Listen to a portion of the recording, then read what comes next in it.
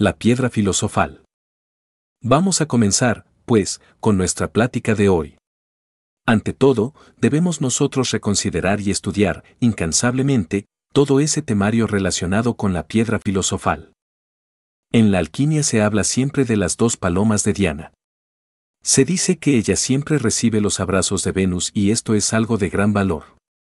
Muy notorio es que después de los 7 días de purificación, María y José presentan al niño en el templo, llevando, como presente, 2 palomas o 2 pichones de paloma, símbolo alquímico extraordinario, maravilloso. Ese doble mercurio tiene precisamente por símbolo a las 2 aves, y en alquimia se habla, por ejemplo, en varios textos, de la leche de gallina, algo que parecería absurdo, pero lo encontramos en muchos textos de los alquimistas medievales. Dicen que echando una yema en un vaso de leche, que tenemos la leche de gallina. En todos los textos alquimistas se sorprende uno muchísimo cuando encuentra uno datos como aquel de la leche de los pájaros, el misterio ornitológico que nos deja que pensar. Indubitablemente, estas 2 palomas de Diana, tan amadas por Venus, lo explican todo. Se trata, simplemente, de los 2 mercurios, tan necesarios para elaborar la piedra filosofal. Vean ustedes, y vuelvo a hacer hincapié en esta cuestión, de que José y María presentan al niño en el templo y a los 7 días de purificación, llevando, repito, como presente, 2 palomas. Pues ese niño, en sí mismo, es la piedra filosofal, eso es obvio. En cuanto a José y María, pues representan al Padre que está en secreto y a la Divina Madre Kundalini. Entonces los 2 mercurios están constituidos por los 2 polos de la vida, formas masculinas y formas femeninas, el eterno masculino y el eterno femenino, el Padre que está en secreto y la Divina Madre. En el terreno meramente concreto, es el hombre y la mujer, eso es obvio. Pues todo tiene que tener una representación o exponente concreto en el polo físico. Tan necesarios son los 2 polos para poder elaborar la piedra filosofal, que un solo polo no podría elaborarla. Quiero decir que con un solo mercurio no podría ser elaborada la piedra, se necesita de los 2 mercurios, el masculino y el femenino. Ahora comprenderán ustedes por qué en el templo de la serpiente, es decir, en el templo de Quetzalcóatl, en Teotihuacán, encontramos nosotros un pozo al entrar y otro pozo al salir, como para hablarnos de los 2 mercurios, y esto resulta bastante interesante. Quienes piensen que se puede elaborar la piedra filosofal con un solo mercurio, contradicen al Evangelio crístico, porque no fue una paloma la que presentaron José y María cuando llevaron el niño al templo, sino 2, y a los 7 días de purificación. Pensemos en que Dios hizo el mundo en 6 días, y al 7º descansó y lo bendijo. Y es que hay que saber entender esto. El Génesis no es algo que pertenece a un pasado, el Génesis es de inmediata actualidad y todos nosotros tenemos que trabajar con el Génesis, tal como está escrito en la Biblia. Esa es la gran obra.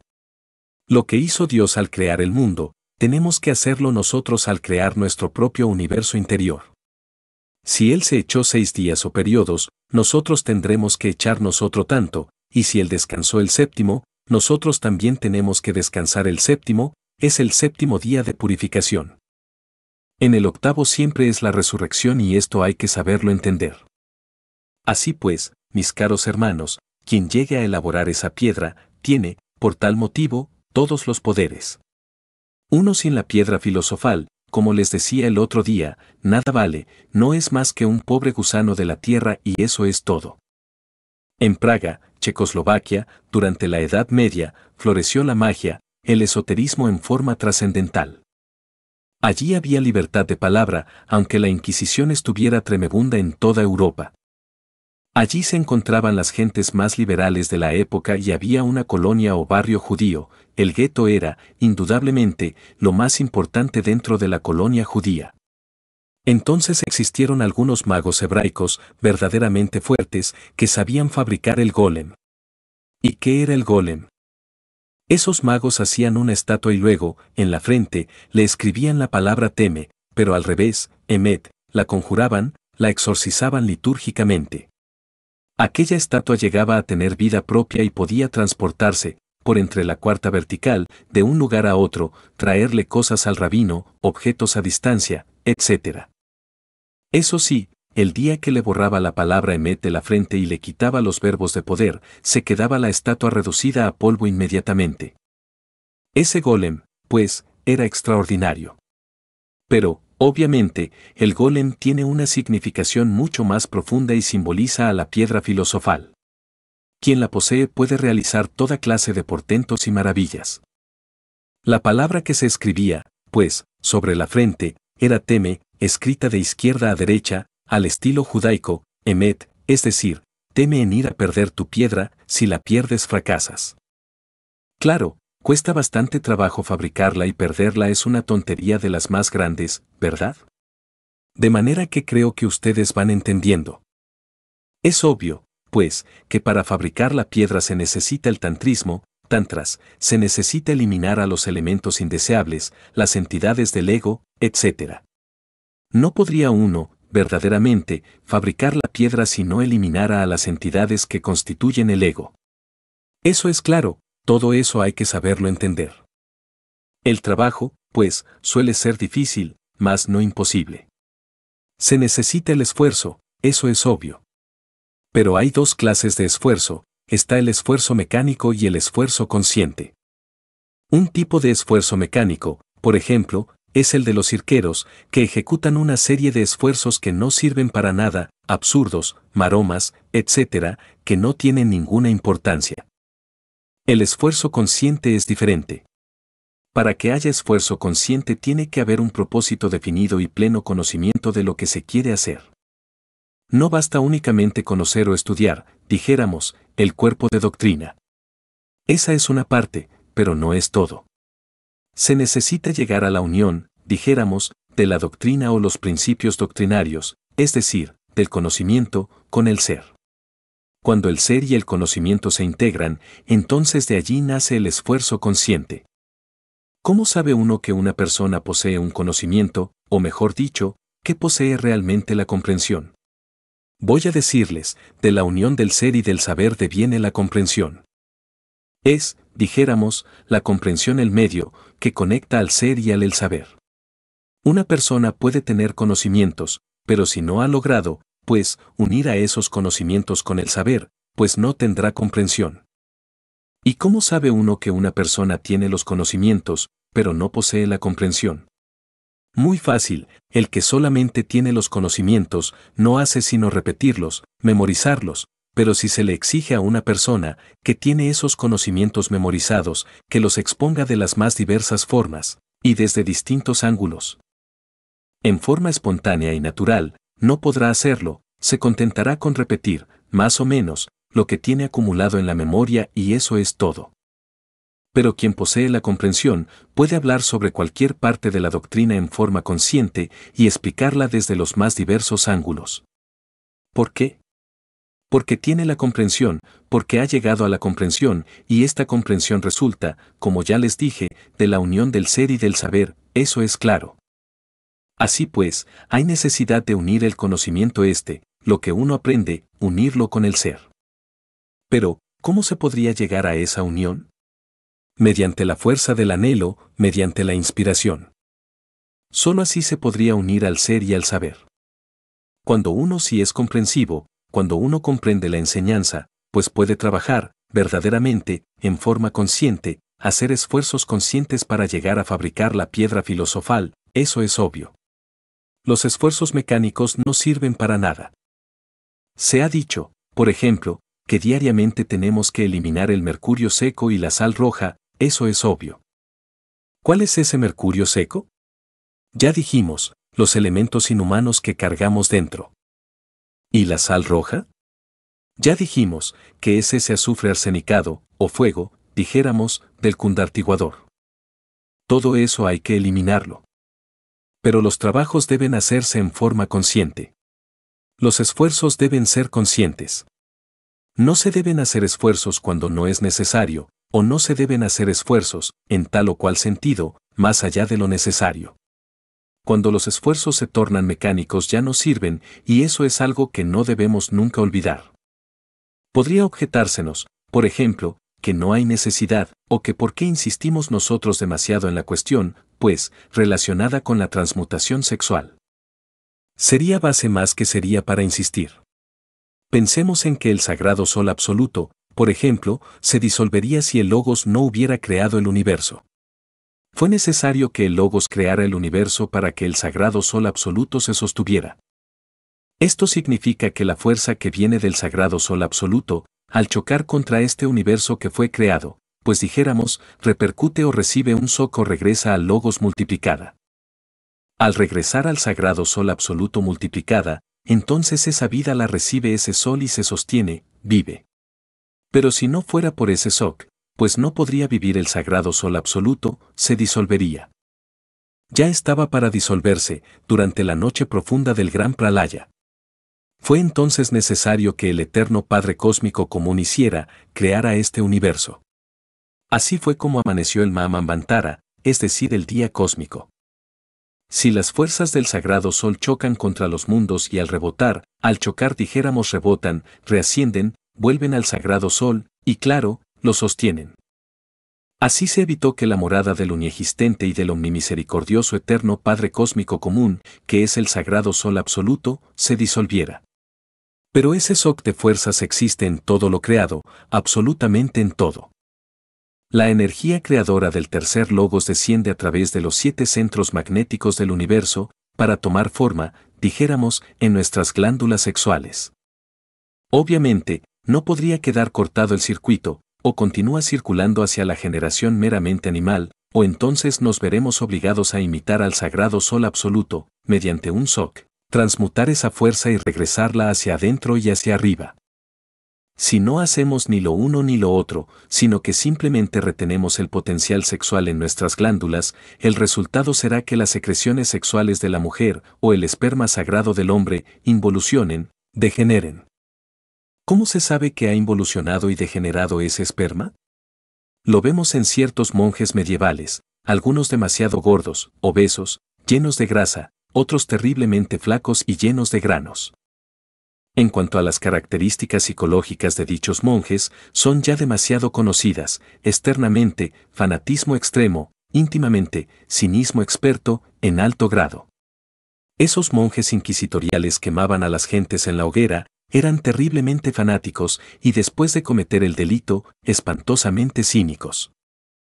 He ahí las características que produce la involución del sexo, la involución del esperma o de las secreciones sexuales, y esto es bastante claro de por sí. Si el sagrado sol absoluto no necesitara de un shock, es decir, de una oposición de masas o mundos para que su energía retornara multiplicada, nosotros, obviamente, tampoco lo necesitaríamos. En este caso las energías, tanto de él como las nuestras, por sí solas se transmutarían y se cambiarían en tipos de fuerzas más elevadas. Pero no es así, vive, el sagrado sol absoluto, gracias a la transmutación, así subsiste. ¿Se me dirá que por qué? Les explico, esas fuerzas descienden a través de los 7 centros magnéticos del universo, hasta chocar con las masas meramente físicas, que son los planetas. Desde luego, en el choque se cambian las fuerzas de unas en otras, es decir, se transmutan y regresan hacia arriba. Eso es indubitable. Por tal motivo, si nosotros queremos regresar al sagrado sol absoluto, pues tenemos que hacer lo mismo que él hace, y si intentamos violar esa ley, lo único que conseguiríamos sería la degeneración del esperma sagrado y de las secreciones sexuales ubicadas dentro del organismo, con sus correspondientes resultados psicológicos. ¿Cuáles son, por ejemplo? El desarrollo del abominable órgano cundartiguador y el cargarnos de fuerzas venenosquirianas terriblemente malignas. Hubo un tiempo, durante la noche del gran pralaya, en que el sagrado sol era, dijéramos, autoegocrático, se sostenía por sí mismo, pero comenzaba ya a perder volumen. Por eso el uniexistente, queriendo salvarle, creó el universo y amaneció el día, el Mahamantara, y así es como logró no disolverse y sostenerse. También hubo un acontecimiento, en el seno del sagrado sol absoluto, que fue extraordinario, muchas almas, o muchos adeptos ingresaron en principio al sagrado sol, pero como quiera que poseían todavía elementos inhumanos dentro de su interior, el resultado fue terrible. La mezcla del aura, dijéramos, de esos seres con el aura del mundo solar, se volvió desastrosa. Ese fue el periodo crítico más terrible, pero afortunadamente pasó. Tal periodo se le ha llamado, fue alterado. Bueno, a dicho contacto de esos seres con el sagrado sol se le llama geneotriamatsikamniano, un término bastante difícil, ¿verdad? Geneotriamatsikamnia, no. Y que sufrió alteraciones el teomegalogos, es decir, el logos germologos, palabra esencial, y el resultado se sintió en todo el universo solar, en todo el sistema. Personas que estaban fabricando los cuerpos existenciales superiores del ser, quedaron impregnadas con esa radiación que venía ya alterada, y muchos individuos que iban para el adeptado, en las partes superiores de su ser recibieron perjuicios. Por eso se hizo necesario que el uniexistente, el eterno Padre Cósmico Común, creara un mundo secreto de purificación que existe en el sistema solar. En ese mundo secreto, aquellos que quieran ingresar al sagrado sol deben permanecer por un tiempo. Allí eliminan los residuos que les queden y luego pasan al sagrado sol absoluto, y los habitantes del sagrado sol absoluto, a su vez, que fueron perjudicados, pues pasaron a morar en ese planeta que bien se le conoce con el nombre de planeta purgatorio. Bien, todo esto ya lo habíamos hablado con ustedes a grosso modo y hoy lo repito con un solo propósito, hacerles ver que solo mediante la transmutación se puede crear la piedra filosofal y que al transmutar, imitamos nosotros al sagrado sol absoluto, actuamos a tono con él, porque así es como él vive y se sostiene. Ahora, no bastaría solamente la transmutación, esto tiene que ir acompañado de la eliminación de los elementos indeseables que cargamos dentro. Se necesita del esfuerzo para poder eliminar tales elementos indeseables, pero del recto esfuerzo, o sea, del esfuerzo consciente, no del esfuerzo mecánico, que para nada sirve. Se necesita que trabaje el centro emocional para poder lograr uno hacer algo útil, porque la sola mente, el solo frío intelecto queriendo trabajar, no hace uno nada. En todo caso, no debemos ignorar que en el mundo hay tres tipos de fuerzas. Las unas, las denominaríamos influencias A, son todos esos prejuicios de la humanidad, todas esas leyes, todos esos negocios, todo eso que se llama familia, medio ambiente, etc. Las influencias B son diferentes, están formadas por las corrientes de tipo esotérico, ocultista, o por lo menos pseudoesotérico o pseudo-ocultista, etc., etc., y existen las influencias C, que están formadas por, o pertenecen, dijéramos, a algo completamente distinto a la humanidad mecánica. Las influencias se parten directamente de la humanidad consciente o de la humanidad divina, de aquellos que ya lograron la autorrealización. Es claro que ese tipo de influencia C no podría ser asequible a nosotros si no se convirtieran en influencias de tipo B, porque estoy seguro que ustedes no entenderían, verdaderamente, a un grupo de adeptos resurrectos. Si ustedes llegaran a una sala donde se encuentra un grupo de adeptos resurrectos platicando, sencillamente no les entenderían. O más, si a ustedes les tocara vivir con un grupo de adeptos resurrectos en un monasterio, pues, francamente, jamás los entenderían, su manera de ser de ellos, su modo de actuar, etc. Es tan distinto al de ustedes, la forma de conocimiento es tan diferente. Aquí, por ejemplo, yo tengo que estarles explicando a ustedes lo que son los dos mercurios con detalles. Ya, entre ellos, no hay explicaciones, se entendió con una mirada o con una palabra, y si no se entendió, pues se amoló. Allí no hay explicaciones, se dijo tal o cual cosa, en un lenguaje que ustedes quién sabe si lo entiendan, y ellos no se van a poner en el trabajo de tener que explicarles, porque estamos hablando de un grupo de maestros resurrectos con el que a ustedes les tocara vivir, como un ejemplo concreto, sencillamente no les entenderían. De ellos parten las influencias que podríamos nosotros denominar influencias C, y para que la humanidad pueda entenderlas, tienen que convertirse en influencias B. Cuando uno entonces entiende que no solamente existen las influencias A, es decir, las costumbres, leyes, negocios, preocupaciones de este mundo con familia, etc., etc.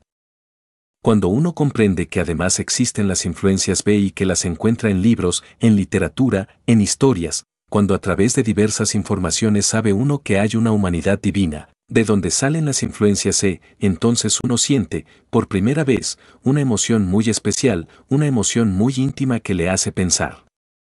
Sencillamente, en trabajar sobre sí mismo para lograr la liberación, para tener la dicha de ingresar, algún día, entre el grupo de la humanidad divina. Así surge en uno esa emoción y entonces el trabajo se torna consciente, así es como se trabaja conscientemente. De manera que se hace necesario que los hermanos pongan emoción en el trabajo. No se trata del trabajo meramente intelectivo o mecánico, porque para nada sirve. Todo el trabajo se hace con la emoción, tiene que haber anhelo, tiene que haber aspiración. La fuerza de la voluntad para el trabajo, ¿de dónde va a salir? Tiene que salir del centro emocional, del centro intelectual no puede salir la fuerza para el trabajo. Si analizamos el centro intelectual, tiene dos aspectos, el positivo y el negativo. Y así tiene que ser, si no, no podría existir el proceso comparativo de la elección, el proceso analítico, la confrontación lógica, si no tuviera los polos positivo y negativo. Así pues, el centro intelectual tiene dos polos. Positivo es el sí, negativo es el no, pero quien le da el verdadero valor al trabajo esotérico no es otro que el centro emocional, él es el que valoriza el trabajo, y de tal centro sale la voluntad consciente que le permite a uno hacer el trabajo. No la voluntad mecánica, que para nada sirve, sino la voluntad del ser, la voluntad consciente, que es lo que cuenta. Solo con ese tipo de voluntad puede uno perseverar en el trabajo, hasta triunfar. Así pues, transmutar es una parte y eliminar es otra parte. Eliminar el mercurio seco de la alquimia, es decir, los diversos yo's o agregados psíquicos que en su conjunto constituyen el mí mismo, el sí mismo. Pero, para eliminar esos agregados, se necesita que haya esfuerzo consciente, no simple esfuerzo mecánico, tiene que trabajar el centro emocional, no el intelectual. A medida que los hermanos se vayan informando sobre la técnica del trabajo, irán trabajando en forma más eficiente, eso es claro. Pero no bastaría, solamente, informarse sobre la técnica del trabajo, hay que trabajar, porque una cosa es conocer el trabajo, o interesarse por el trabajo, y otra cosa es trabajar. Lo más grave en el trabajo es la depresión. Cuando surge la depresión, pues queda el trabajo suspendido y si la dejamos tomar cuerpo, pues ella continuará indefinidamente. En la depresión, los 5 centros de la máquina, dijéramos, se hunden entre el agua y ya no funcionan, entonces viene el fracaso. Pero uno puede salir de la depresión. ¿Cómo? Mediante el recuerdo de sí mismo. Muchos dirán que siempre se acuerdan de sí mismos. Eso es falso. ¿Podría un individuo vivir 20 años encerrado en un cuarto, sin salir para nada a la calle, y sin embargo no se ha acordado de sí mismo ni un solo segundo, siempre ha estado fuera de casa? ¿Qué es lo que se llama, entonces, acordarse de sí mismo? Pues, sencillamente, agotar el proceso del pensar, aunque sea por unos instantes, o agotar todas las corrientes de deseos, emociones, pensamientos, sensaciones, así sea por unos cuantos minutos. En ese instante se ha acordado de sí mismo, ha venido a darse cuenta de que uno no es ni un pensamiento, ni los deseos, ni las emociones, ni las pasiones, que está más allá de todo eso el ser, el ser. Pero son raros los que siquiera por un minuto, suspenden la corriente de pensamientos, deseos, pasiones, etc., y hay que hacerlo diariamente, acordarse de sí mismo. Cuando uno se acuerda de sí mismo, es obvio que entonces la depresión pasa, se agota, y surge otra vez la emoción por el trabajo. La depresión es problemática. En ese estado, uno no tiene ganas de trabajar esotéricamente, y no hay otra forma sino acordarse de sí mismo. Si se acuerda de sí mismo, de inmediato pasa la depresión. Saben, no olviden ustedes, hermanos, al espejo de la alquimia. El trabajo es un espejo, uno tiene que aprender a mirarse en los demás. Eso es muy importante, verse en los demás. Si vemos a un ebrio por la calle, bueno, ahí voy yo, así soy yo cuando estoy ebrio. Si vemos a un marihuano, bueno, ahí voy caminando yo, así soy yo. Si vemos nosotros a una persona iracunda, tronando y relampagueando, ¿qué cara hace? Así soy yo. Pero vea qué chistoso, como blasfemo, como gesticulo, como grito, como pataleo, así soy yo. Y verse ahí, verse uno en los demás, eso es algo muy importante. Queremos, por ejemplo, dejar de reñir con alguien o dejar de objetar. Cambiémonos por aquella persona que quiere reñirnos. A través de la meditación, cambiemos nuestra personalidad por la de la persona aquella que está contra uno. Sintámonos ser esa persona y miremos a la nuestra, a la propia, como si fuera ajena. Sintámonos ser aquella con la que nos peleamos, aquella que es causa de nuestros problemas, imitémosla en todas sus modalidades, gestos y palabras, formas y maneras de ser. Sintámonos, pues, en meditación, identificados con esa persona. Si lo logramos, desaparecerá de hecho el deseo de reñir. De hecho, veremos entonces a nuestra persona como algo extraño y comprenderemos a la otra persona, porque nos hemos identificado con la otra persona, y al comprenderla, pues todo habrá pasado. Se acaba el deseo de estar poniendo objeciones o de estar riñendo. Tracémonos diariamente, por ejemplo, el deseo de no poner objeciones, aunque sea 1 hora diaria. No es mucho trabajo, ¿verdad? Poder permanecer 1 hora diaria sin poner objeciones a nada ni a nadie, aunque nos estén insultando, aunque nos estén ironizando, aunque nos estén molestando. Más tarde podremos aumentar el tiempo a 2 o 3 horas, y al fin nunca volveremos a poner objeciones a nada, aprenderemos a vivir en paz. Esto es muy importante, hermanos, se trata de cambiar. ¿Qué es doloroso? Sí. No es posible obtener un cambio sin dolor. Eso es claro, cualquier cambio de verdad, íntimo, tiene que producirse a base de dolor. Sin dolor no se hacen posibles los cambios. ¿Cómo? Así pues, cuando se dice, en masonería, por ejemplo, que hay que labrar la piedra bruta hasta convertirla en la piedra cúbica perfecta, se trata de que hay que elaborar la piedra filosofal, y en masonería se confunde eso, simplemente, con la moral. Y, realmente, se trata de eliminar los elementos inhumanos, ¿no? Por una parte, y transmutar por la otra, y así se consigue al fin la elaboración de la gran piedra. Eso es lo que muchos hermanos no han entendido. Se anhelan muchas cosas, por ejemplo, la transferencia de la conciencia. Muy bonito eso, muy bonito cierto, poder transferir la conciencia a cualquier rincón del universo. Bien sabemos que mediante el fuego serpentino, es posible hacer salir la conciencia, por ejemplo, por Brahmaranda, esta parte situada aquí, donde está, dijéramos, la fontanela frontal de los recién nacidos, y proyectar la conciencia, transferirla a otra persona, y entonces quedamos conviviendo, dijéramos, identificados con otra persona.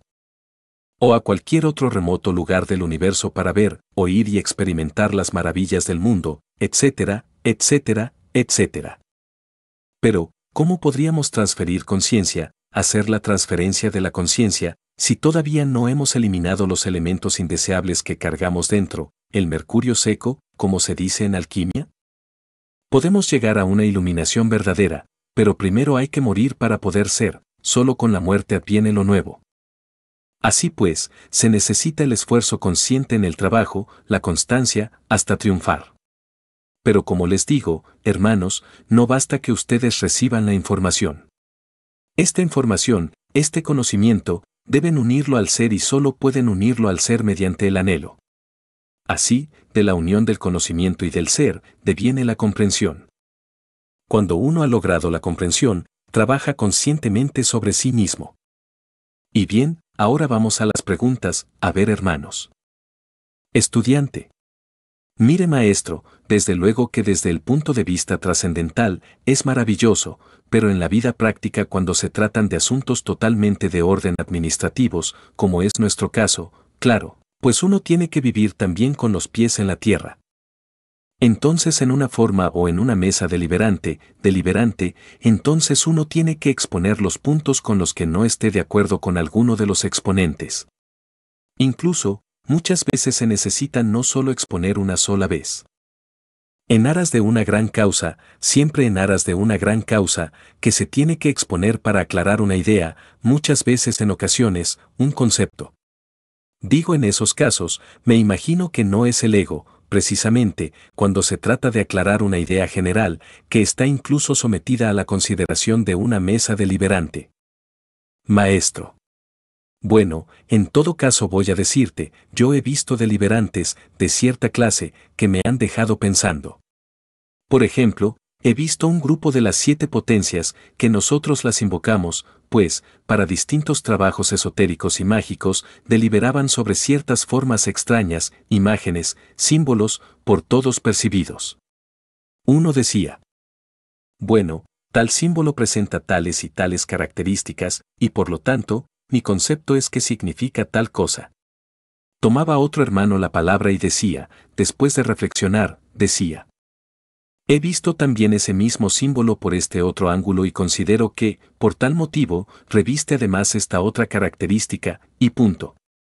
Llegaba el otro y veía otra característica del mismo símbolo, y cada uno iba exponiendo sus conceptos. Cuando ya se expuso la totalidad de conceptos, mediante la reflexión comprendieron de una forma tan evidente que no hubo discusión, comprendieron y llegaron a un acuerdo, sin discusión. He visto también a los maestros, por ejemplo, en el templo de la Logia Blanca, discutiendo, o no discutiendo, pues es un absurdo discutir, sino, dijéramos, platicando o estudiando todos los misterios de la gran obra. Cada uno va dando su concepto reflexivo, no hay un concepto sin haber reflexionado, pero no hay discusión. Ahora bien, considero que una mesa, pues, de debate, como se dice, que cada uno diera su concepto, al fin terminan y después de que cada uno dio su concepto, ya lo dio. ¿Cómo ha de salir, pues, de la solución? Ahí sí que por mayoría de votos. Se haría la votación, el concepto que tuviera el mayor número de votos sería el triunfador, sin discusión. Pero eso sí, al dar un concepto, tenemos que saber si lo hacemos por simple reacción, y entonces ya el concepto no sirve, es el producto de una reacción. Cuando nosotros, en mesa de debate, vamos a dar un concepto, no debemos hacerlo por reacción, sino por autorreflexión íntima. Dado el concepto, silencio. Y si cada hermano, en una mesa de debate, se limitara a eso, una vez que cada uno diera su concepto, entonces la votación decide, el mayor número de votos, pues, es el definitivo. Siempre el concepto que haya tenido el mayor número de votos, así no hay discusión. A ver. Estudiante. En caso de que surgiera en esos momentos un concepto, ¿sería una reacción o sería una, porque conozco, aquel que no se resuelve por mayoría de votos, porque se da el caso en las mayorías de votos que se forman camarillas?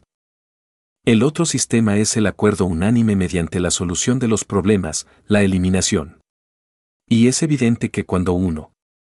Claro que el ejemplo que habéis puesto, maestro, es entre 7 potencias, entre maestros, y no. Entonces cabe la posibilidad que uno de los conceptuantes esté equivocado. Entonces creo que sí procede aclarar, porque uno mismo puede ser el equivocado y entonces otro será el que le aclare el concepto. Maestro. Bueno, en todo caso, me limito a decirte nada más que los conceptos emitidos deben ser el producto espontáneo, dijéramos, de nuestra propia autorreflexión, porque cuando nosotros emitimos un concepto y lo produce es el ego, tal concepto ya está condicionado, no lleva la espontaneidad de la vida libre en su movimiento. Así pues, si nos limitamos, claro que con la autorreflexión, nuestros conceptos vienen del fondo de nuestro mismo ser y, desafortunadamente, si un hermano procede así, así no proceden todos los otros y sé, pues yo, únicamente me limito a decirles a ustedes lo que deberían hacer, de acuerdo con la enseñanza que dejó nuestro Señor. Estudiante. Maestro. Bueno, quiero decir, el contacto establecido entre los seres perfectos, pero que le quedaban todavía algunos elementos inhumanos, con el sagrado sol, se llama contacto geneotriamatzicamniano.